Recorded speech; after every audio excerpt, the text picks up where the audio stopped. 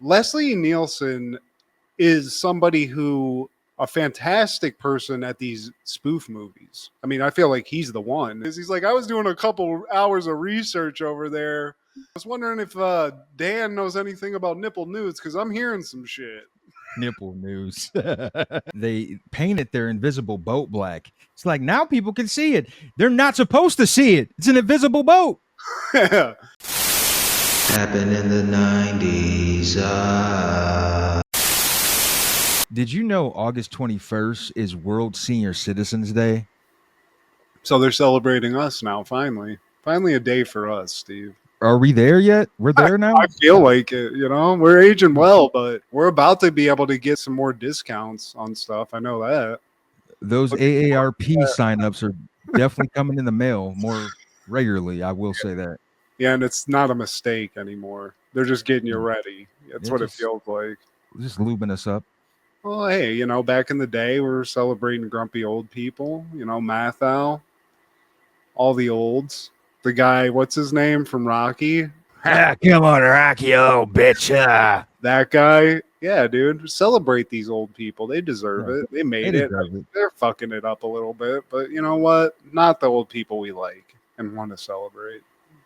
Shout out to all the nanas and the pawpaws. I think I want to be like a Jack Warden. Where's the whores? Yeah, there's an age limit where all the rules are gone.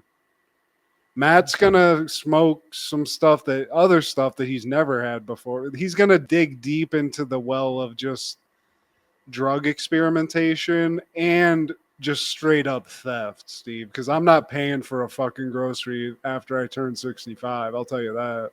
You become uncancelable.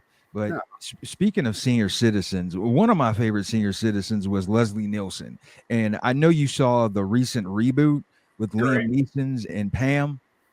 Like, I appreciated it, man. It's one of the quality reboots that I can't shit on. It is a reboot, but they pay homage too. It's not just like they're trying to act like this is a new thing. They pay homage. We get a shot in Leslie because Liam's his son. So, right. We get that. But Leslie Nielsen is somebody who a fantastic person at these spoof movies. I mean, I feel like he's the one. If he's definitely one or two. But I would have to say he's the GOAT, man. He would have to be. Do you count Mel Brooks as in the same category? Because I feel like Mel and him are like that. He's an actor. He's an actor. Like, I would definitely put Mel Brooks. He's actually the godfather of parody spoof movies as a director. But like, if we're talking performers, the actual actors, it's got to be Leslie Nielsen. He was in Airplane. He was in the Naked Gun series. Then he carried on with that throughout the 90s. Dracula, Dead and Loving It. He did the movie we're going to talk about, Wrongfully Accused. He was in the Scary Movies. Yeah. Also, he could dig into his little bag of tricks. He was actually a good dramatic actor, too. He was in some creepy shit where it's just like, this is a weird turn if you're just used to, Naked Gun Leslie Nielsen and not Psychopath. A serious actor all the way up until Airplane. And like, I think his filmography goes back to the 50s. So that's about almost 30 years of serious acting. And then like, I thought he hit his stride. That's what I think most people know him from, his comedic stuff.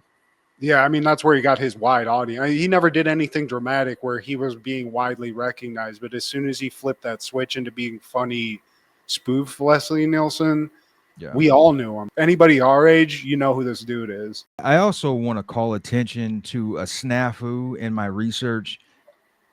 The Arliss episode that we covered last week was supposed to be for this week, and the one that we're covering this week is supposed to be for next week. And shame on you, Wikipedia. I'll take some of the blame, but this is why I don't give y'all donations.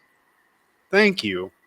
Because I don't either. It's just wacky information out there. And it's because it's not like there's one person that's like the god of TV and stuff that's, stating these things. But there's a lot of conflicting info. Let's put it that way. So I don't put any blame to you. That's not your fault. Yeah. And you know what, Steve? It kind of is a happy accident because it's making me love the show Arliss a little bit more. I'm being honest. It's another one of those shows we slept on. HBO, there's not a lot that they fuck up.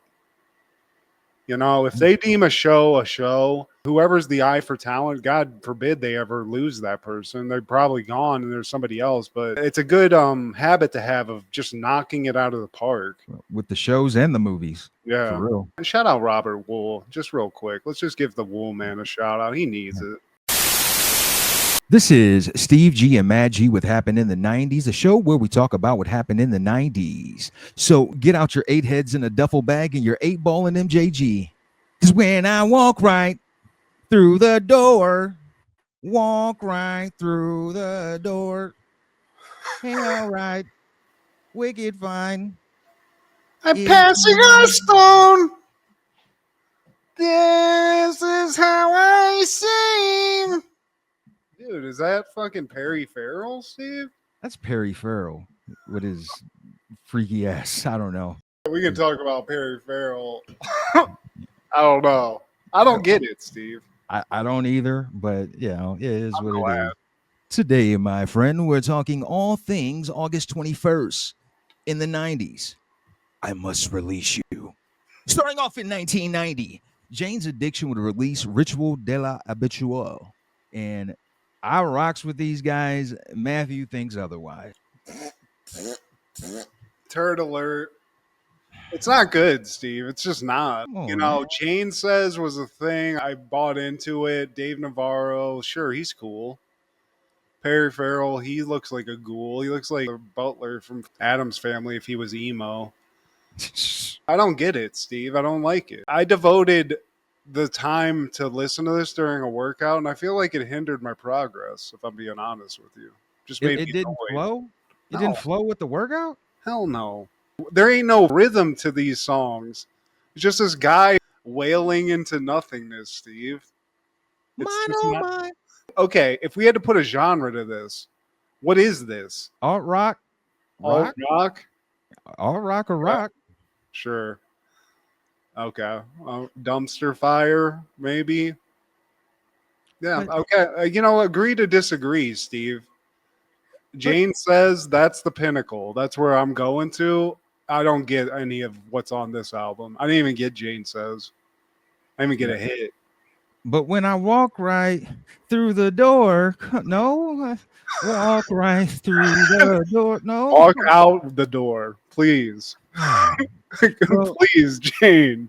That following year, 1991, Barton Fink premieres. A renowned New York playwright is enticed to California to write for the movies and discovers the hellish truth of Hollywood. Directed by Joel Coen, starring John Turturro, John Goodman, Judy Davis, Michael Lerner, John Mahoney, and John Polito. Tony Shalhoub, Steve. And Tony Shalhoub. Buscemi's in this. First of all, I thought it was both Coen brothers. They didn't both direct this. Only Joel did. Just Joel. Huh. I think they co-wrote it. Okay. Well, they won a shit ton of awards for it. I know that. A very award-heavy movie.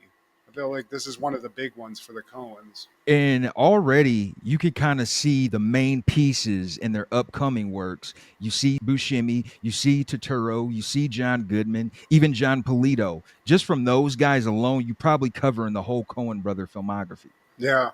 You know something I didn't realize, and it just never put the two lines together, Steve? Eddie Arcadian from The Last Dragons in this movie, too. Detective Deutsch. Oh, he's one of the cops. Yeah. But I love seeing Mahoney getting this. Fraser's dad's up in this piece. And, you know, it's not my favorite Coen Brothers movie. I'm more of a more modern day Coen Brothers. I like the Big Lebowski and stuff like that. This one didn't get me as a youngster. There's something about it. It's just not one of my top Coen Brothers movies. Talk me out of that. Yeah, I'm more of a Lebowski Fargo person myself. There's a darkness in this, but it's more, I don't know. And I also kind of, this time period of like 1940s-ish, the movies come off bland unless it's like a war movie or some shit like that. The main players, they did do their thing, though. John Goodman was a kick-ass evil guy. He scared the piss out of me, man. Yeah. They know how to get the most out of like a lot, like Turturro. he's always at his best in a Coen Brothers movie. I feel like he does great in this. Like you said, Goodman, I feel like these early 90s movies, after Arachnophobia, where he started racking up like these performances, he became more than Dan Connor. You know what I mean? Definitely. There's just a lot of like great performances in this and a lot of like cool just like facts about this too. I didn't realize that this movie was written while they had writer's block for another movie. They just knocked this out because it just came to them while they were. Miller's Crossing. Yeah, exactly. Also, John Turturro actually wrote a movie while making this movie.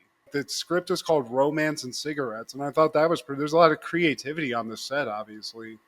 Yeah. It's crazy. It's not just people like phoning it in and doing acting work. But yeah, I don't know. This is a kind of a top five even, I struggle to say. But as far as like the technicals go, I feel like this is one where it's like held up high because they made us watch this in film school and stuff too. It's so technically like sound. That following year, 1992, a light sleeper premieres. A drug dealer reconsiders his profession when his boss plans to go straight and an old flame reappears. Directed by Paul Schrader, starring Willem Dafoe, Susan Sarandon, Dana Delaney, David Clennon, and Mary Beth Hurt. Did you watch this? I did watch it. It was all right. Paul Schrader, this is actually his third movie where he has the main character in a profession that he abhors. He did Taxi Driver. He did American Gigolo. Oh, okay. So, yeah, Taxi Driver, American Gigolo, and now this one, The Light Sleeper, where Willem Dafoe, he's a drug dealer, and he's just re-guessing his profession, man. Like, I got to get out of this. Is this like a slow burn movie? Is there any action in it, or is it just like a guy struggling with what he's doing in life? Because it sounds kind of cool though. Because in the like description, he's like a high class drug dealer. He's living this lifestyle, and something turns. I think it was more like drama than anything. I mean, I don't think Paul Schrader is known for like action heavy movies, but I don't know, a movie about a drug dealer. Call me crazy, but I tend to enjoy movies like that. You know what I mean? Don't we all? Even like A King of New York, I used to think it was kind of a slow movie, and it's not when you consider all the shit that goes on. But this one sounds interesting, man. Seeing Defoe play like this kind of character, I don't know. He's veered into the weird, and like I think they're leaning into his looks a little bit more. But back in the day, Defoe was kind of like a sneaky, like really good actor. You know, played Christ for God's sake. Yeah, shout out to Platoon, too. That following year, 1993, Strap debuts on HBO. Ex-con attempting to go straight runs across serious problems. His girlfriend gets arrested for dealing crack to an undercover police officer. In a desperate attempt to get the charges dropped against the woman, he strikes deal with the weapons cop, Michael Bain. Directed by Forrest, one side Sativa, the other side Indica Whitaker, starring Bokeem Woodbine and Fredro Starr. Weird that he directed this. Somehow I missed this. I saw one scene of this movie somehow that I remembered. The scene in the deli where Fredro gets pissed off on the sandwich, and like it's kind of like a very pivotal scene. But I missed this as a youngster. I watched it as an oldster. It walked so state property could run. Well, I recall it. I think we were 9. You might have been 9 already, but we were headed into 5th grade. And I remember this movie being promoted. We didn't have HBO at the time. They made a whole big deal out of it. This was a movie with a lot of hip hop artists on it. And this was still a time when seeing a hip hop artist in an acting role was still kind of like, oh my God. So that was part of the attraction for me. I think Fredro Starr, one of the main stars from Onyx. You had Busta Rhymes, Monique Love, Chi Ali. This was actually Fredro Starr and Bokeem Woodbine's first acting role. And I want to give a shout out to Bokeem Woodbine. He's an unsung legend, man. If you play the 6 Degrees of Separation game, through him, you can connect Tupac Shakur with Chris Farley, with Kurt Russell, with Tim Roth, and the man is still active. Great actor, man. Very active. I mean, he keeps getting more roles, actually. But, yeah, dude. Bokeem Woodbine, definitely huge respect to that guy. He always just shows up in movies, too. Like, he was in that movie Black Dynamite that Michael Jai White made. He played a great character in that. He's a legend. And I got to, to be honest with you, I mean, Fredro Starr, like, this is sort of his acting role that he plays. It's always this. This guy, yeah. Angry, scrappy dude, screaming at people, getting violent. Even on Moesha. Yeah, exactly. But in this one, it works. And I got to be honest with you, in terms of the crime, he commits one of the most cold-blooded crimes, even if it's accidental, Steve, that I've ever seen on a gangster movie of this sort. That's super high strung. Like he wasn't even provoked. He just turned around and just. Psh. Motherfucker, he was arguing about the quality of a sandwich he was getting in a New York deli. Or wherever this movie was. Was it New York? Oh, they're definitely in New York. Okay, yeah. Oh Yeah. no, you know what? I think they split. Philly? I think they split between New York and Atlanta. Okay. If I'm not mistaken. Make it like his. Make my sandwich like his. Get the fuck out of here, man. It's so weird, dude. But for what it is, it ain't a fucking movie that you saw in the theater. It's another HBO movie, Steve. Another HBO. Another movie. one of those. I was loving it. I was high. I was smoking a joint. It reminded me of something we would watch in college that isn't necessarily the best, but you get a kick out of it. Yeah, dude. Bamboo. Shout out Bamboo. One of the most cold-blooded gangsters of the 90s, Steve. Fredro Starr, man. Represent.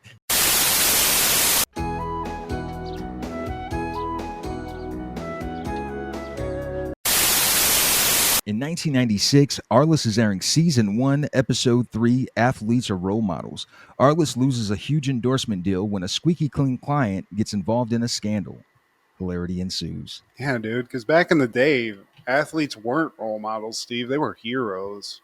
They were heroes. But to Arliss, athletes, heroes, it might as well be a synonym, Steve, because they're all one and the same thing. And I think, if I'm being honest with you, I think it's because it makes Arliss's property a little more valuable. You know what I'm saying? Get a couple of nice values in there, get a nice little shirt tucked in, dude. Sell a lot more things than some guy going around doing some shenanigans. Get those endorsements. You can't have a John Daly office full of John Dalys. I mean, you can do it once. And I feel like now John Daly really needs to maximize the amount of money he's making, because now he is America, Steve. John Daly reflects what we as a culture are. And I feel like people love him more than they did back in the day. So just a quick shout out, John. If you're listening, I'd be happy to help you out. X is asking for Rolexes. I read your biography. So, Wow. And they're at a football camp. We're talking about a guy named Dan Hendricks. He turned down a beer sponsor because he doesn't even drink. That's how clean he is. This motherfucker is on the field, just teaching some kids. Love to see that. He's out there in the community, helping the kids out, talking about Jesus heavily, like this is an AA meeting or something, Steve. He's really getting these kids hard with this God stuff, which, respect, man. He's trying to get them endorsements. But even Arliss is like, this guy's a total package. He's got a gun for an arm. He's talking to these kids about God. That's great. And look at this Hunnam. Look at that face. This guy's beautiful. I don't even got to work for this million I'm about to make off this guy. But let's not judge a book by its cover, Steve. We should already know that as adults. As he's talking to the kids, he's saying, when you open the door to sin, the fight is never over. And then in the very next scene, we're at the LAPD office, and he got hemmed up. Got a little, he was out on the town with the boys. Saw a lady in need of some help, and maybe got caught with a mouthful of titty, and maybe that girl happened to charge per hour, Steve. Let's just put it like that. Kirby introduces Arliss to his buddy from his football playing days, Mac. He was a former linebacker with the Falcons, and now he's one of the officers. He tells him that he got caught with a hooker, and a hicker. A hicker. Yeah, that's too long, bro. That's in Indiana. But yeah, Dan Hendricks, Arliss tells him nothing happened, man. I'm going to take care of it. Real mafia style with it. Yeah. But Dan's not taking this well, Steve. This is a man of God. He's done a bad thing, and he's really having a crisis of conscience here. But Arliss is like, look, man, is there a transaction here? He's being very litigious about it, where he's trying to be like, look, I mean, people go out all the time. People go meet women all the time. He didn't know this. Yeah, it kind of makes you wonder, the links that agents go through. I'm sure this happens in real life. Not only are you trying to get endorsements and get contracts signed, but you also have to clear up a lot of mess. Especially now, where it's we got to go through all of your internet posts for your whole life now because you're 21 or whatever. We got to erase everything bad. We got to do this. But Arliss, He's a legend at this. He's putting the shit together, and he's like, okay, you've done a terrible thing, whatever. Kirby, come here real quick. Go take that hooker. Here's a fucking credit card, and just get this woman out of here until this blows over. Get her a massage, take her to a hotel. Just take this credit card and leave. We got to get you out of here. Which, if you're Kirby, Steve, and you get a credit card and a hooker and you're being told to just stretch time, this is almost like the dream. This is the dream job at this point. And then Arliss goes to Mac, the officer, and he's like, hey, do you have a back door? Look, man, 2 ticks ringside to the De La Hoya match. He's like, oh, right this way. Yeah, that's all it takes. A couple of tickets to a boxing match. So they're out the back door. And then we cut to Arliss's. Dan's shirtless. He's going through it. He's showering constantly to wipe the dirt and filth off of himself because of all this dirty stuff he's been up to, which is very dramatic, you know? You had to go to the strip club? Look, Arliss, it was Shay. You never seen Shay before. We went to the alley. I pulled it out, and then something materialized. Something materialized? Yeah, okay. The wheels are always turning in Arliss's head. I feel like you have to as an agent, playing 4D chess constantly. Because not only is Dan, you know, he's an athlete, but there's a contract that's about to be signed with some meat man or some shit that's very lucrative. So there's a lot of money on the table. And like to an agent, an athlete is literally basically like a stock that you can sell. And you're just trying to get the value up to the highest point and then get that contract signed. Because as soon as that's done, your money's made. So he's sitting there going, okay, this guy got a hooker. I've dealt with this before. I fucking had Wade Boggs. This guy killed a bitch. But one thing that Arliss also has that I don't think is given as much credit, and she deserves the credit, is Rita, who's like this sort of like undercover agent lady. She's got the solution to every problem, Steve. Well, Arliss, he tells her like, hey, can you hook up 2 ticks to the De La Hoya match? And instantly she's like, did something happen? Like, look, don't worry about it. Just get the ticks. And then she peeps around as Arliss is talking to Dan, and she's like, oh, okay, Golden boy, huh? Problems. Wonder what that could be. But she's his like junkyard dog. You give fucking Kirby the hooker to hide, but she's the one getting the business done. So now he's left with Dan, and Dan now he's still tumbling through this mental like battle he's going, and he's convinced he's got to cleanse his soul, Steve. He's got to tell everyone the real tea and just let the public know. He doesn't give a fuck about the milk contract. He doesn't give a fuck about the Carl's Jr. contract, the Wheaties contract. And Arliss is like, well, maybe Nike wouldn't give a fuck, but, you know, like, we got to solidify this money. Yeah, I just care about my covenant with God. And as they're talking, Cousin Al calls. It's Big Cousin Al, and that's Al Michaels. He calls like, hey, man, what's going on with you? Is Dan Hendricks still playing? Yeah, why? Well, I got an inside source that said they saw him leaving LAPD in the morning. And Arliss is like, you're crazy. I was just with him. Are you crazy? Who is this? Frank phone call, bad connection. I hate Al, I got to go. If Al Michaels knows, Steve, you're fucked. You know, that's not a good sign. But he gets off the phone. Hendricks is like, look, man, I have to confess. And Arliss is like, okay, well, fuck. How about this? Do a little like tryout on it and just confess to your wife first. See how it goes. This is good advice, Steve. Arliss, he's a fucking genius. We'll make some adjustments. And then the next scene, we see Kirby and the chick. I don't even know if we got her name yet, but they're going to the house that Arliss assigned them to. And we cut right back to the office where the wife shows up. They had to pick her up from the airport. She asked, like, why do you shower in here?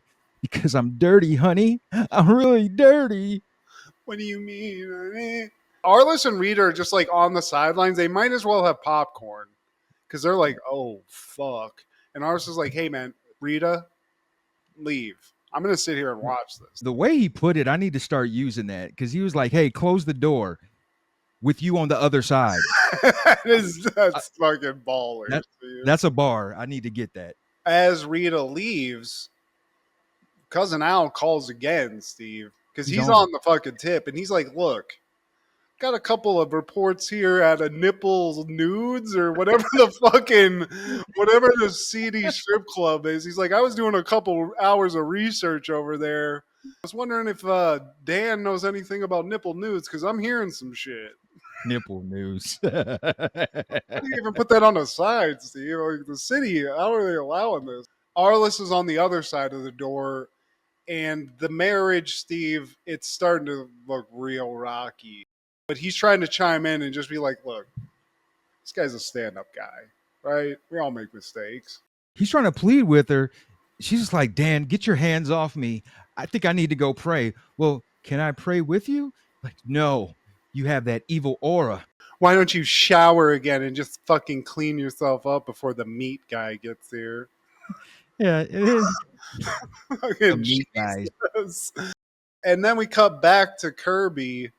And again, this guy's living a little life. He's poolside now with a hooker. And none other than goddamn Warren Moon shows up, Steve. One of the most epic mustaches. If I could get a mustache like that, all of this goatee would be gone. It's right there with Burt Reynolds, I feel like. Burt Reynolds, Tom Selleck. And I didn't even realize we needed to put Warren Moon there, but I agree. Yeah. But I like how Kirby immediately, Warren sits down and just to make small talk, he's like, damn, look at that hot piece of ass over there. And Warren, he's like, that's my fucking wife, dude. Yeah, we're here for our anniversary. Who's this? And Kirby's there with a hooker, so there's nothing more low class than that. He puts his foot in his mouth with Warren Moon. And then we cut to another, like a contract thing, and Arliss is there mediating this with some sort of Texas meat guy who's just Foghorn like, Leghorn. Foghorn Leghorn with a cowboy hat. And Dan basically is on the sidelines. He's the main guy here. He's the one that's making all this money, going to be the face of it.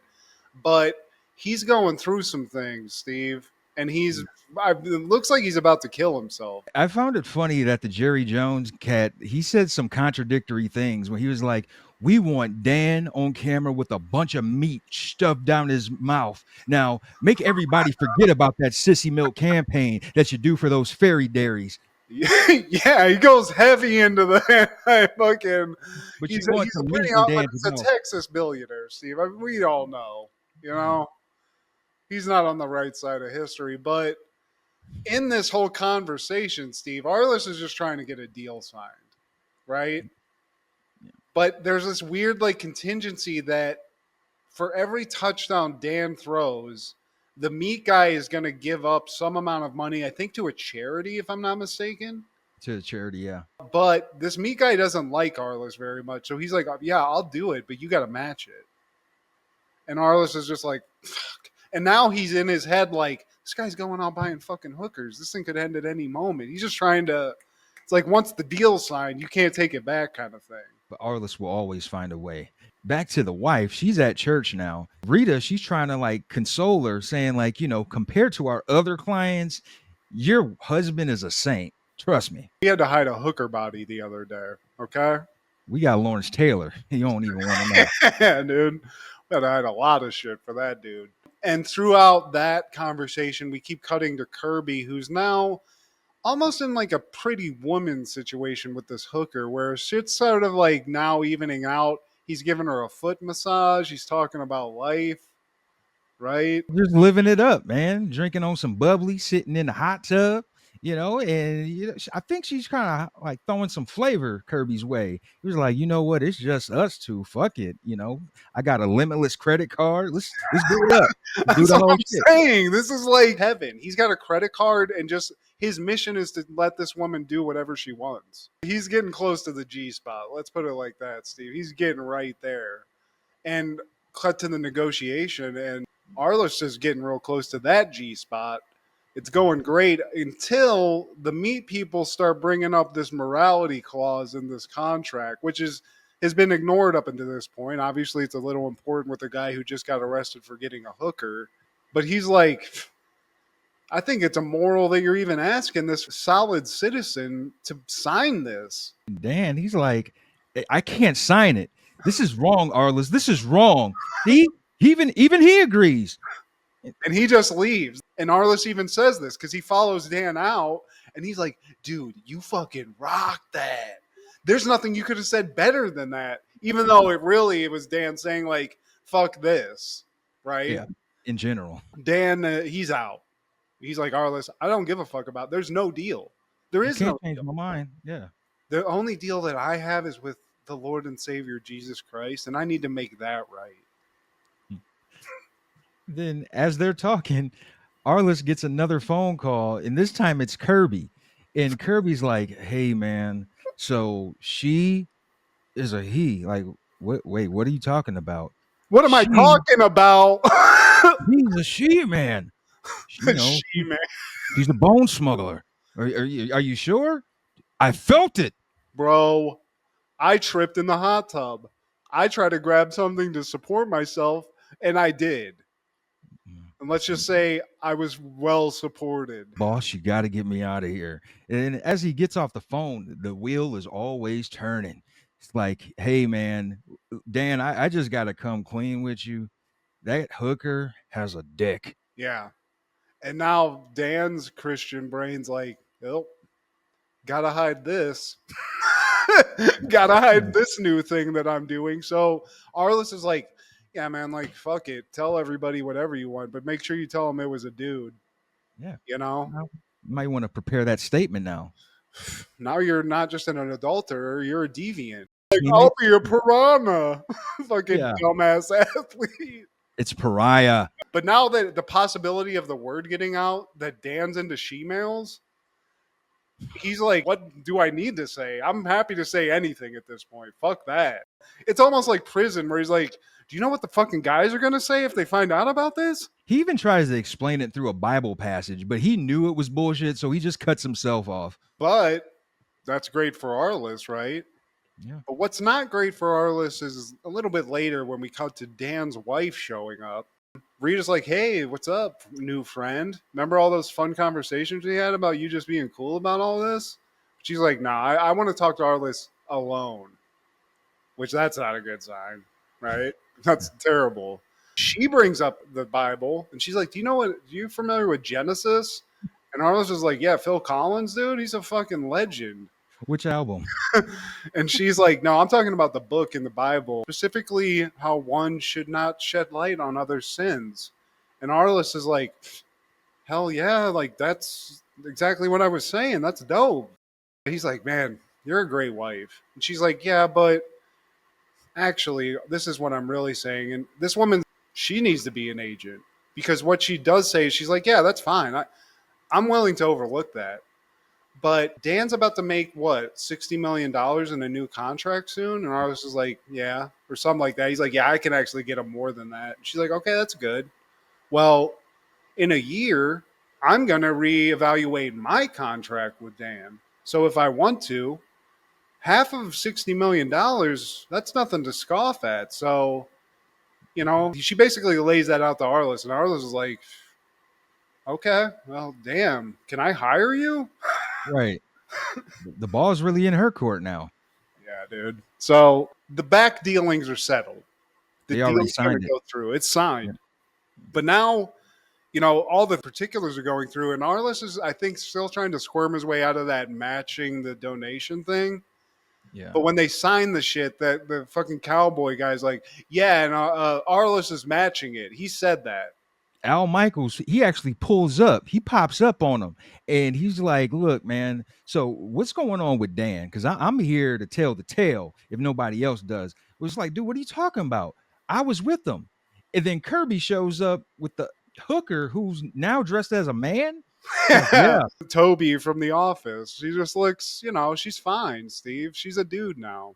Yeah, and I had to check to see, like, because the whole androgyny of it all, I couldn't make, like, it's actual woman. Yeah, definitely. But, in Arliss world, chicks packing a dick, Steve. I mean, it's not definite for me. It had me slipping, man, because I thought it might have been a dude. Well, that's why at the beginning of this, I was like, this guy's living the actual dream. His job is to spend the night with a hooker with a credit card that's not his. That sounds great. But then you reach down and there's a whole game of pool under there that you didn't know was happening, Steve. And now we're playing Tuck Tales, Tuck Tuck Goose. In 1998, Blade premieres. A half vampire, half mortal man becomes a protector of the mortal race while slaying evil vampires. Directed by Stephen Norrington, starring Wesley Snipes, Stephen Dorff, Chris Christopherson, M. Bush Wright, and Donald Loge. Before Marvel was doing anything, this movie came out and it revitalized superhero movies. It made them relevant again. And I don't think it gets the credit for that. It doesn't. It's a Wesley Snipes joint. Steve and I, we're all in. This is a great movie. I don't like vampire shit. I love this movie. But this, it's an outlier. And I feel like this movie has style. It's a violent movie for Marvel, even now. Like, they're doing other, like, R-rated shit. I don't remember if this was rated R, but a lot of blood, a lot of cool violence. It's just a good movie all around, which is why they struggle to redo this, and they may never redo it because this is such a good product. It got bad as they kept making sequels. Less Wesley, less ratings. Yeah, exactly. But it walks so all these superhero movies, I mean, X-Men soon followed after this, Spider-Man, that popped off to the fullest extent and made what's happening now possible. But this is one of Marvel's, I mean, it's the first like foray into this modern area of film that they made.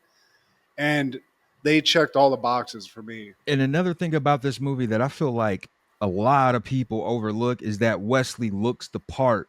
If you compare Wesley Snipes to the other portrayers of Marvel characters, Robert Downey Jr. is not kicking anybody's ass. With all due respect to Starks and company, like, let's even go to, I don't know, who's Burlington Coat Factory, what's his name? He ain't beating nobody's ass. Cumberbatch, Dick, whatever. Yeah, like, I mean, Burlington Coat.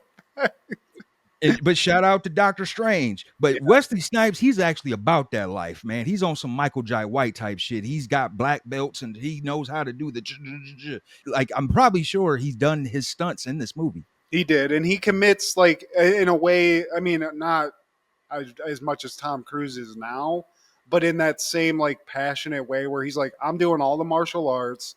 I'm doing all the sword play. I almost think they didn't have anybody else in mind to play the part. They wrote a movie. They were like, who's the coolest black dude that could play this? Wesley Snipes? Yep. And we got him. And they nailed it. Even Stephen Dorff is cool in this. And Stephen Dorff is a toolbox. Not in good movies. Everybody killed it, man. Even Donald Loge. I was like, where do I remember this guy from? Grounded for Life. Yeah, hell yeah, dude. And dude, fucking Chris Christopherson, perfect role. He's an old like Obi-Wan Kenobi dude. Yeah. He's great. I mean, even like the sequel they made, I enjoyed it. It just, everything deteriorates the more you make of it. It just makes it less pure or whatever. So they got away from like the cool factor of these first ones and made it more ridiculous. And they tried to even make it more funny for some reason. But in this iteration, man, I mean, this is one of those, like you said, where the guy looks the part. The movie fits the tone that you want out of a movie like this. And it elevates something that I think is usually kind of boring, which is vampire movies, Shout out to the beautiful honeys of the 90s, M. Bush Wright and Sanaa Lathan. Yeah, hell yeah. Dude, his mom in the beginning of it, I just remember just as a kid being like, damn, that chick's fine. She dies immediately, but it's just like, fuck. But she comes back. That's Sanaa Lathan. Hell yeah, dude. I didn't even realize that's who that was, but yeah, shout out, dude. Also in 1998, Dead Man on Campus premieres. Two college roommates go out and party, resulting in bad grades. They learn of the clause that says if your roommate dies, you get an A, and decide to find someone who is on the verge, so to speak, to move in with them. Directed by Alan Cohn, starring Tom Everett Scott and Mark Paul Gosselaar. I love this movie, Steve. This was a weird choice as a kid, but there's just something about it, man. I love it. It's a stupid college movie, and it's great. I forgot this was an MTV movie. I think also one of the things that adds to this, like it's part of the chemistry that makes a good movie. We got two main dudes in this that have three names. Tom Everett Scott, Mark Paul Gosselaar, right? Yeah, there was a Gilbert Godfrey. What was that half-hour show on Comedy Central? He had like a couple. was it improv or something? But he had a whole bit on assassins and then celebrities who have three names. It was kind of like, I love that. That might be a through line, Steve. Actors have to be soulless creatures too. You know what I mean? But this movie gives you a lot of things you want. You get an R-rated comedy we love. You get one of these movies about college that makes it seem so ridiculous and fun, which we all love. The dorms are huge. The honeys are prevalent. Everyone's partying. And you get Mark Paul Gosselaar, who up until this point was just that cool kid in Saved by the Bell. And he's doing R-rated shit, Steve. He's mixing kind with the swag. He's hitting a fucking gravity bong. He's drinking with the chicks. He's getting fake IDs. He's funny as fuck in this movie, too. I love it. I like to think this is how the real Mark Paul Gosselaar got down, because you deserve it, Zach. Oh, yeah. You that dude. And he's like Budnick in college. He's got it all. He's in Mr. Fix-It. Oh, you need some drinks? Oh, I got a refrigerator hidden over here in the thing with all the drinks. I can mix some too, you know? He's one of those guys. Jason Segel was in this one, and Allison Hannigan, stuffed the flute up her. Yeah, Jason Segel's the aggro Christian guy who's pent up, which I love. I always love the party guy, which I think his name is Dave. He's in a lot of shit. Oh the guy that's always like... Dude, he made that movie. Did you ever get these urges? Sexual urges? Because, sometimes I just want to get on the couch and just... He sets the chick's hair on fire, which I love when he's trying to light the bong. Also, the guy who's a dark rocker who has the song that's like, my sperm. I feel like this was just a movie where nobody had any expectations, but everyone was doing the best job that they possibly could. The writing was funny. It's a stupid premise, but it's a funny premise, Oh, also, I want to give a shout out to our buddy Patrick Thomas O'Brien, who reconnects with Zach on this movie. Man, he's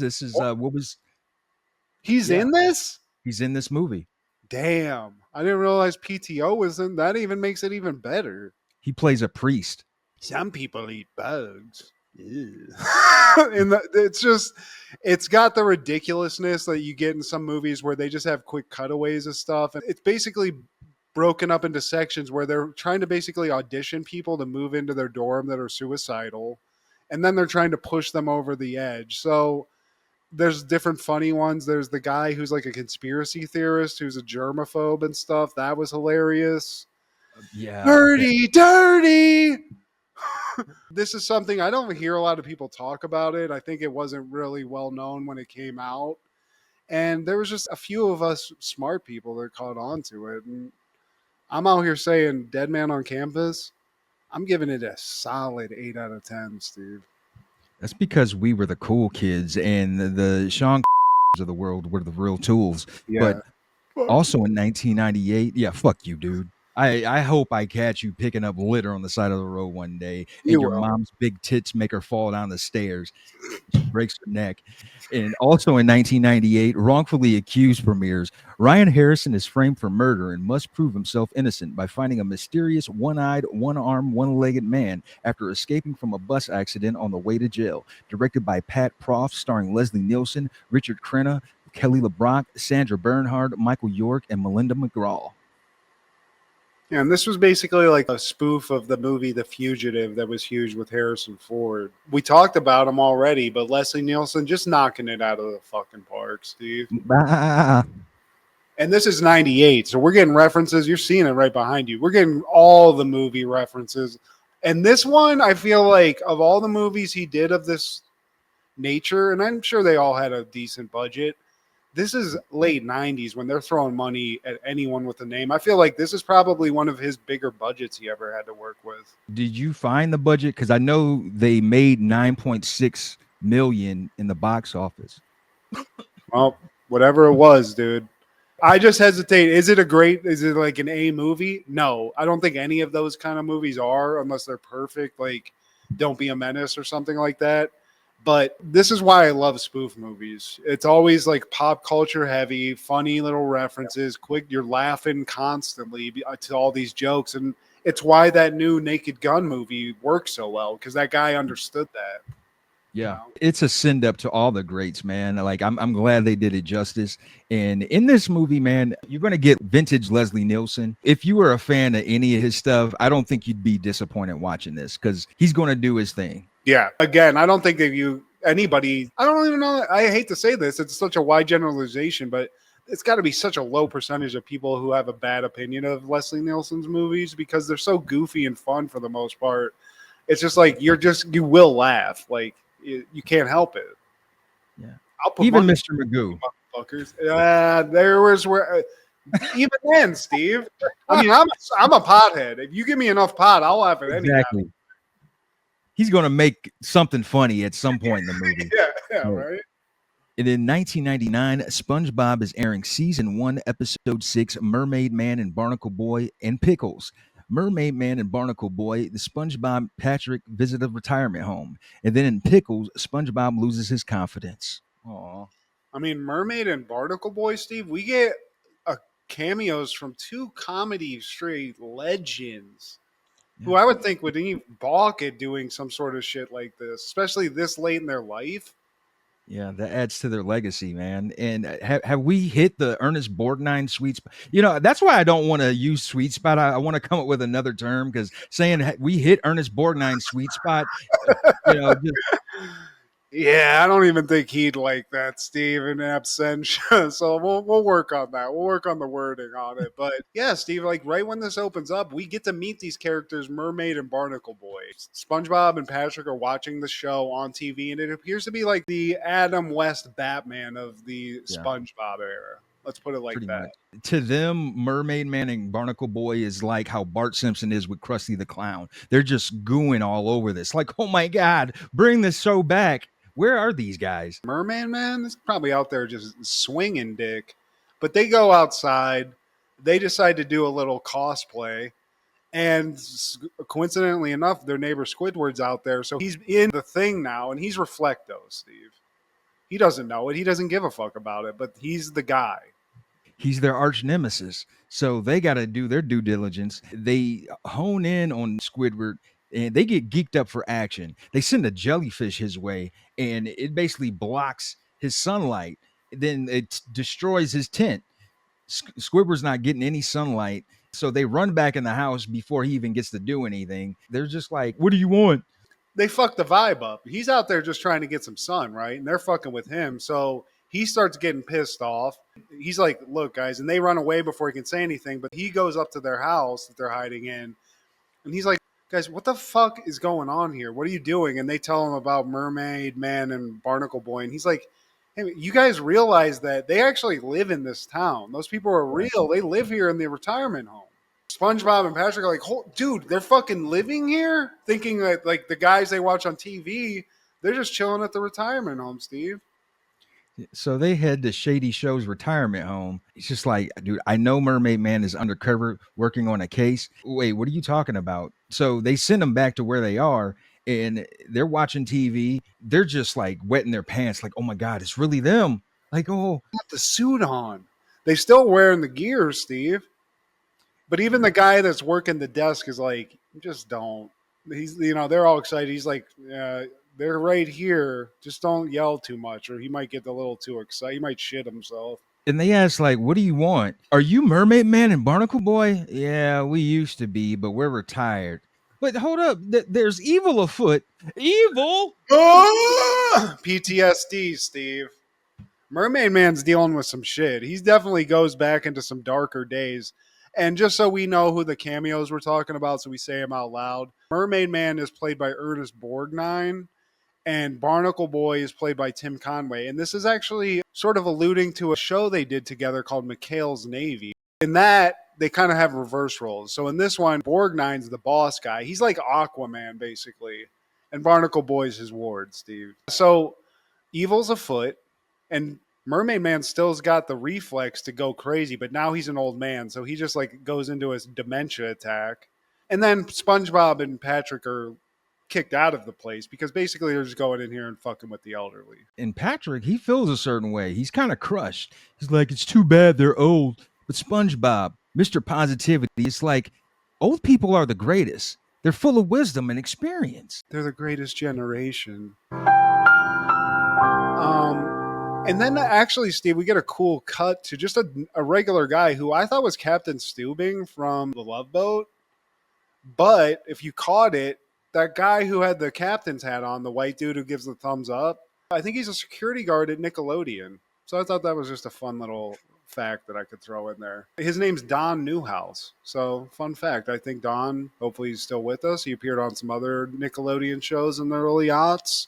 After that, we cut back to the retirement home. Basically, SpongeBob's just there to stare. He's talked enough, and now it's just getting creepier. You know, he's just watching. I guess they think he's a TV repairman. He's like, nah, yeah, sure. You remember the time when you had that ray gun and you made everything 6 feet taller? You guys were the greatest heroes of all time. Yeah, but he's basically Farley showing these guys. Mermaid Man loses it again. Maybe he says evil again, but Mermaid has another PTSD incident, and SpongeBob gets kicked out. So then we cut to the next day. Mermaid Man, Barnacle Boy, they're just living that old lifestyle that I can't wait to be in, where rocking in a rocking chair's, that's everything. They're just having a fun little time, Steve. SpongeBob, he shows up in a dress, and Patrick, he's dressed like a burglar, and he takes his purse. False flag. Yeah, they're just trying to get heroes out of this. But Mermaid Man and Barnacle Boy, they're just not about that lifestyle. But what happens is SpongeBob actually succeeds in getting these guys out of retirement because they get so annoyed that they unite to kick the living shit out of SpongeBob and Patrick. They painted their invisible boat black. It's like, now people can see it. They're not supposed to see it. It's an invisible boat. Mermaid Man's throwing water balls at SpongeBob, which do nothing to a sponge. And even he's like, it's like he's made of some spongy material that's absorbing all this water. But eventually, you know, Mermaid Man's basically Aquaman. So even if the raging whirlpool does nothing to affect Patrick and SpongeBob, when he calls all of the elderly fish in the sea over to him to help, yeah, they eventually can at least rush SpongeBob and Patrick and toss them out like Jazzy Jeff and Fresh Prince, Steve. They get tossed. But I do like they're elderly, and the only fish that show up are just like, oh, God, my gills hurt.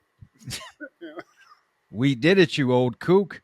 We cut to the actual show. We see Mermaid Man and Barnacle Boy playing checkers. It's the new adventures of Mermaid Man and Barnacle Boy, Steve, and they are playing checkers. Yeah. And then somebody calls them for a new mission, but they can't hear anything. They think the phone's all fucked up, so they just hang up. Who is this? You know who you remind me of? Remind you of what? Remind me of who? I miss my wife. She was an octopus. Yeah, I mean, they enjoyed this reboot like we enjoyed the Naked Gun reboot. Yeah, dude.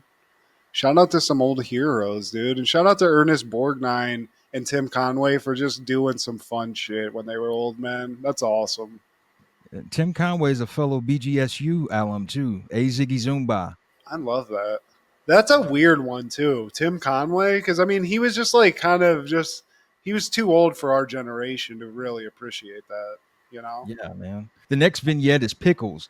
And we see Squidward at Krusty Krab. The guy, he can't decide what he wants to eat. He's just like, all right, Krabby Patty with extra onions. SpongeBob, of course, is on it without even looking. This is like second nature to him at this point. He even has Krabby Patty sliders on deck. He's like a machine, Steve. He's sitting there like making Scooby-Doo sandwiches out of these Krabby Patties. And he's a one-man wrecking crew. If they lose SpongeBob, they have nothing else. Nobody else knows how to cook like this dude. But that confidence is about to get shaken a little bit because this fucking like fat dude named Bubble Bass walks in. Bass. Yeah. He's got a little swagger to him.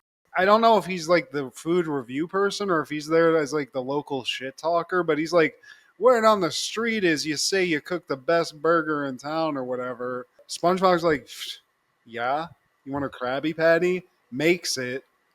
Bubble Bass. I can't ever say it right. He takes a bite. He's like, this shit's pretty good.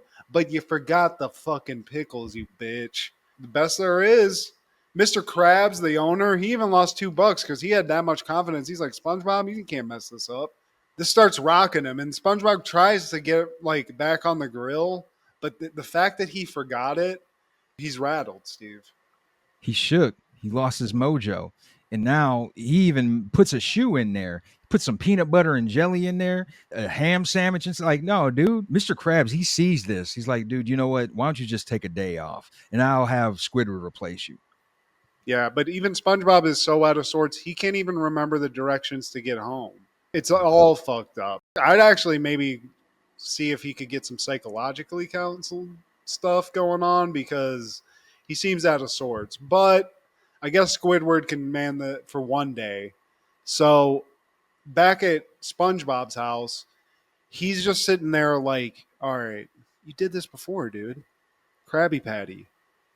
Burger, pickle, bun, cheese. Wait, that doesn't work. So he's going through the combos and he's just not clicking, Steve. It's wearing him down. And he even forgot how to sleep.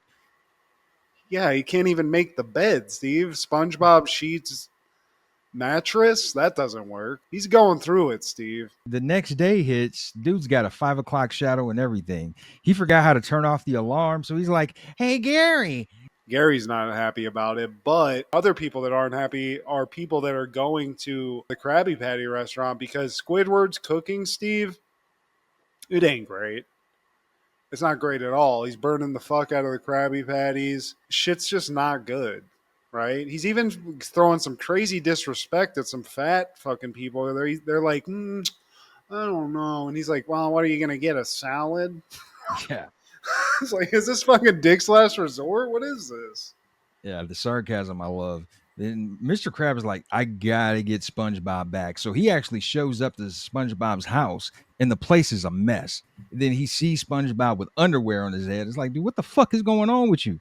He's nailing Like, dude, sandwiches to the wall, Steve. This is some psychotic shit, honestly. he's like, dude, we gotta have you back to make these Krabby Patties. Like, how do I do that? Mr. Krab, he pulls out the ingredients and it takes days for SpongeBob to even do a thing. He's still stuck. And then eventually, like, Mr. Krabs just falls asleep. But SpongeBob wakes him up like, dude, I can do it. I think I can do it. Oh, I can't do it. But then it all clicks, Steve, because it's basically like a fucking Karate Kid montage where he's fucking up.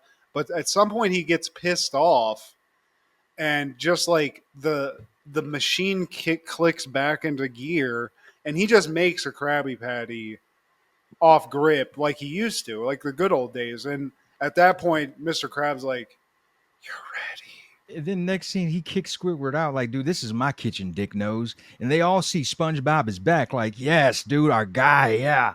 And as that's going on, Bubble Bash shows up and now it's a duel.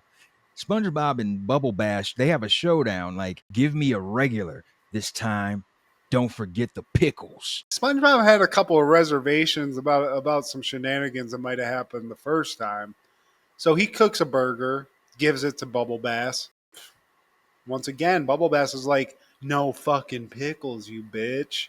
And SpongeBob's like sitting there going, dude, either I'm crazy or this guy's lying. And SpongeBob walks over, is like, wait a second, grabs his tongue, turns off fucking Bubble Bass is stashing pickles under his tongue like some guy's stashing drugs in his ass in prison, Steve. And from the last time, too, I see those pickles in my car keys. Yeah, some chick's car keys are in there. What were the previous pickles? What are you doing in there, Bubble Bass? Yeah. The fuck? They don't go better. But just proves, Steve, SpongeBob had nothing to worry about in the first place. He's always got it. Yeah. But I see a little bit of a crack in the foundation here, Steve, where you rattle SpongeBob's confidence. He's like a bad NFL quarterback. He's just going to crumble. Interceptions, pickles are gone. I've seen it 1,000 times. When it comes crashing down and it hurts inside. Like he's going to hulk up. SpongeBob at some point in the episode is going to. Gotta make a Krabby Patty. I can't let it slide. I am a real SpongeBob.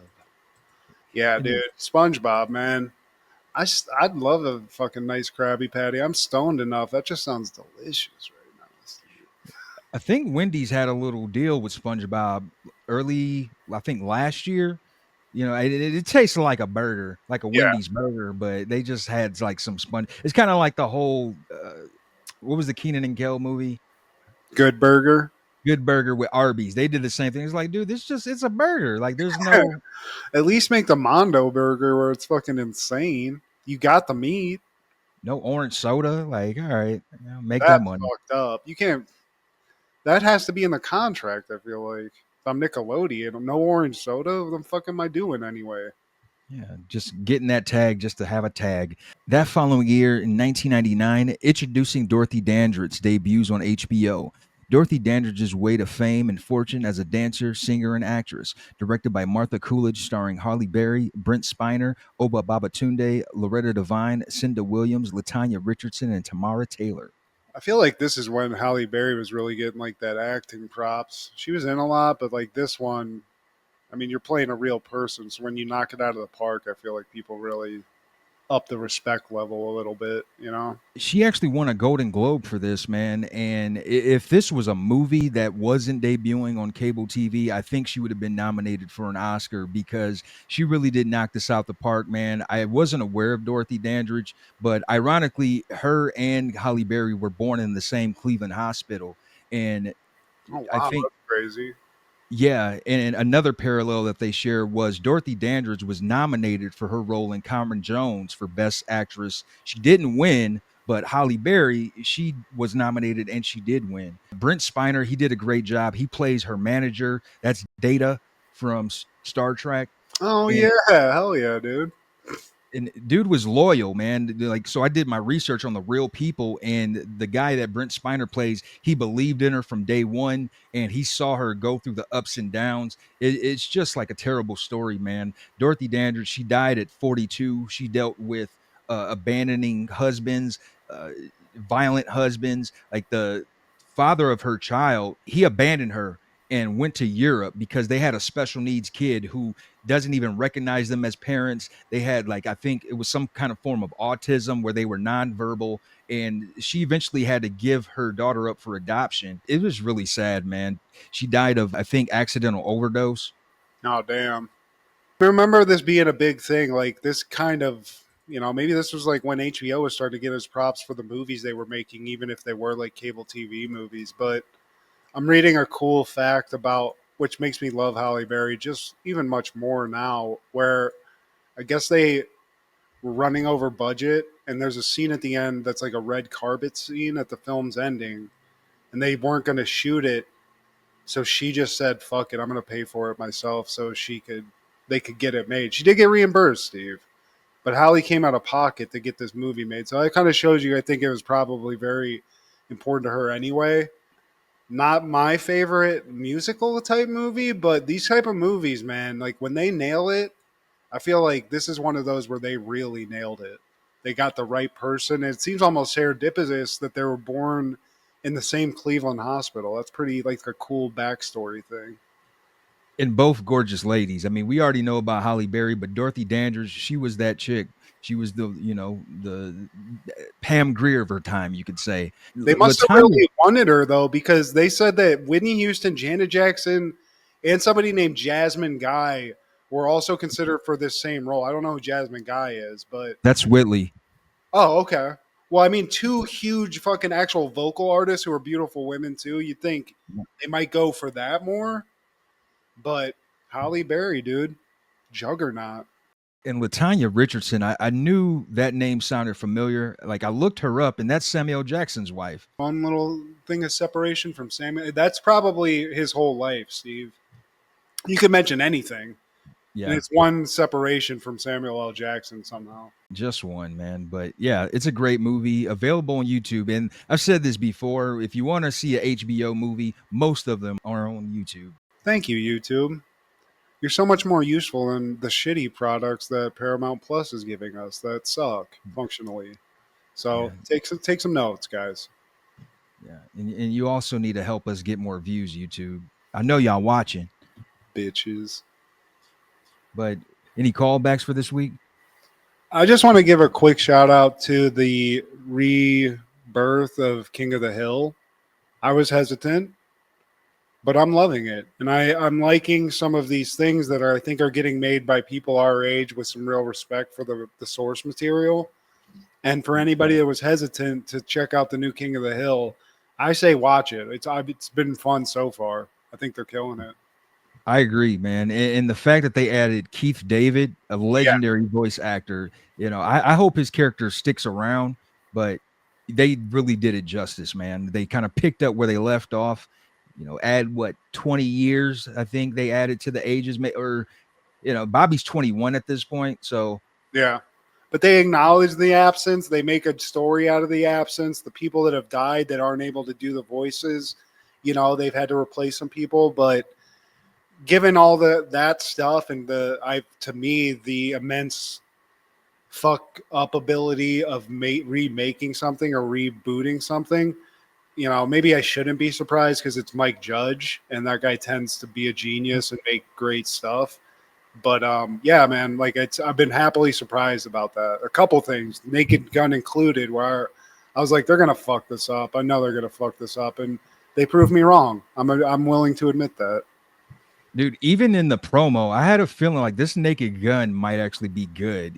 I know how we both feel about rebirths or reboots, but like just the advertisement they play, like, dude, you know what? I think they might have hit it right on this time. And the guy who made it's one of the Lonely Island guys that did stuff with Andy Samberg and stuff. Yeah, His name's Akiva, and I just think that he's our age, and he came from that. And I think there's some people that definitely don't want to fuck up a reboot, and those are the people like that you want to be doing those movies. And clearly, I think that was the case, man. It's been awesome. So that's it. What about you? man, all I got is happy Senior Citizens Day again, man. I had a close bond with all of my grandparents. And, for the ones who are still here, man, give them a call. Just let them know that you love them. But please like, share, subscribe, and comment. Please tell your sister, when I walk right through the door, walk right through the door. Check out Food Hey Show for that. there. Yeah. It's mine. Check out Crushgasm every Wednesday with Kendra G, our guy Clark the Shark on Podcastle, and Wrestling with Ron Zilla on TikTok. This is Steve G and Matt G with Happened in the 90s. Matt was the fat kid, Steve was the flat kid. Life wasn't always great, but you know what was? The 90s. Happened in the 90s. Yeah! I've heard some things.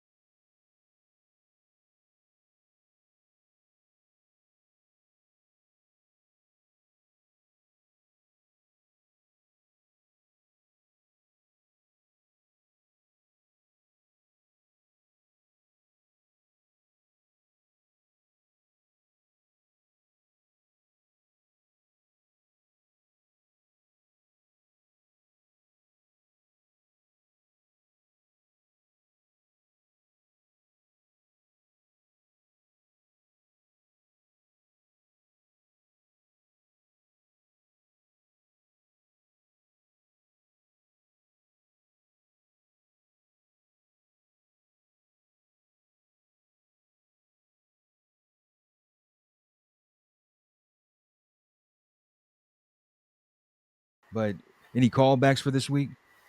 I just want to give a quick shout out to the rebirth of King of the Hill. I was hesitant, but I'm loving it, and I'm liking some of these things that I think are getting made by people our age with some real respect for the source material. And for anybody that was hesitant to check out the new King of the Hill, I say watch it. It's been fun so far. I think they're killing it. I agree, man. And the fact that they added Keith David, a Yeah. legendary voice actor, I hope his character sticks around, but they really did it justice, man. They kind of picked up where they left off. Add what 20 years, I think they added to the ages, or Bobby's 21 at this point, so Yeah. But they acknowledge the absence. They make a story out of the absence. The people that have died that aren't able to do the voices, they've had to replace some people. But given all that stuff and to me, the immense fuck up ability of remaking something or rebooting something, maybe I shouldn't be surprised because it's Mike Judge and that guy tends to be a genius and make great stuff. But yeah, man, like I've been happily surprised about that. A couple things, Naked Gun included, where I was like, they're gonna fuck this up. I know they're gonna fuck this up, and they proved me wrong. I'm willing to admit that. dude, even in the promo, I had a feeling like this Naked Gun might actually be good. I know how we both feel about rebirths or reboots, but like just the advertisement they play, like, dude, you know what? I think they might have hit it right on this time. And the guy who made it's one of the Lonely Island guys that did stuff with Andy Sandberg and stuff. Yeah. His name's Akiva, and I just think that he's our age, like, and he came from that. And I think there's some people that definitely don't want to fuck up a reboot, and those are the people like that you want to be doing those movies. And clearly, I think that was the case, man. It's been awesome. So that's it. What about you? Man, all I got is happy Senior Citizens Day again, man. I had a close bond with all of my grandparents. And, for the ones who are still here, man, give them a call. Just let them know that you love them. But please like, share, subscribe, and comment. Please tell your sister, when I walk right through the door, walk right through the door. Check out Food Hey Show for there. yeah. It's mine. Check out Crushgasm every Wednesday with Kendra G, our guy Clark the Shark on Podcastle, and Wrestling with Ron Zilla on TikTok. This is Steve G and Matt G with Happened in the 90s. I've heard some things.